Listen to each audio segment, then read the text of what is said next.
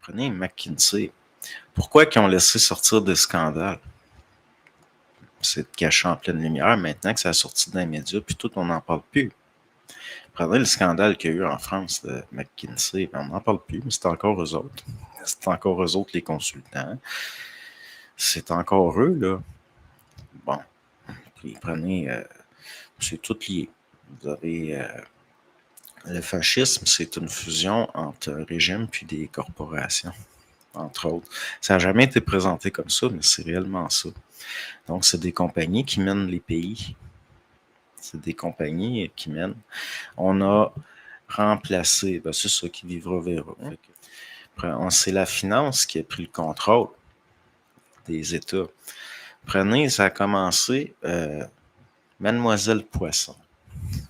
Mademoiselle Poisson, c'est qui ça?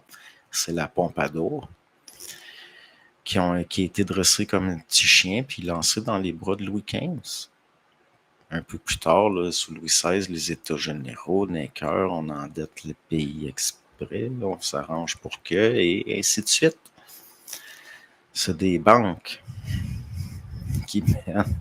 Puis, il y a quelque chose d'un darwinisme là-dedans, dans le sens où il s'en vient une crise, c'est-à-dire les petites banques vont être éliminées. Aux États-Unis, il va rester quelques banques. Il s'agit de savoir lesquelles.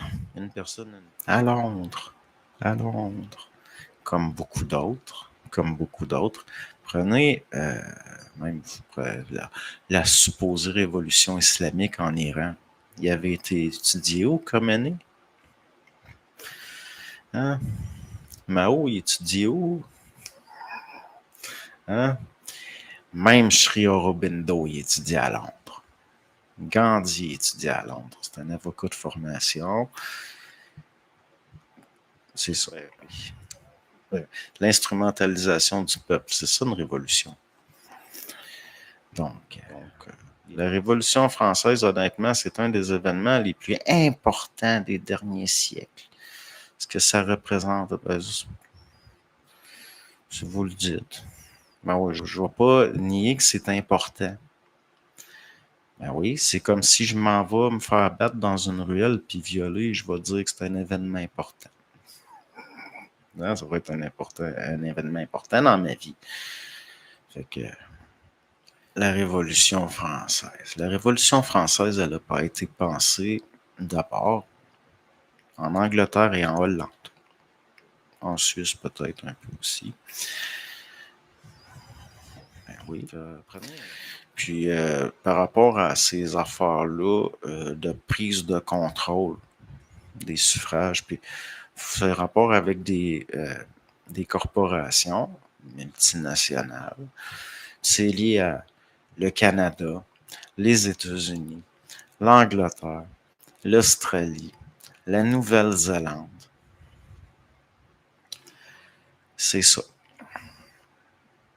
Les barbares, en somme. La civilisation occidentale, c'est gréco-latin, point. Tout le reste, là. Tout le reste.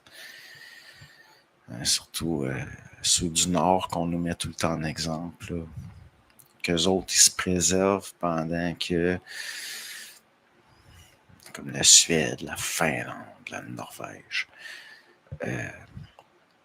Regardez ce qui se passe en Angleterre. Là. Pendant que toute l'Europe fonce dans les énergies vertes, l'Angleterre recule. Faites ce que je dis, pas ce que je fais. Puis ils n'ont pas embarqué non plus dans l'euro. D'ailleurs, il y a eu un référendum. Les Français étaient contre. Et où la démocratie? Il n'y en a pas. Il n'y en a pas. La démocratie, c'est un emballage qu'on nous vend.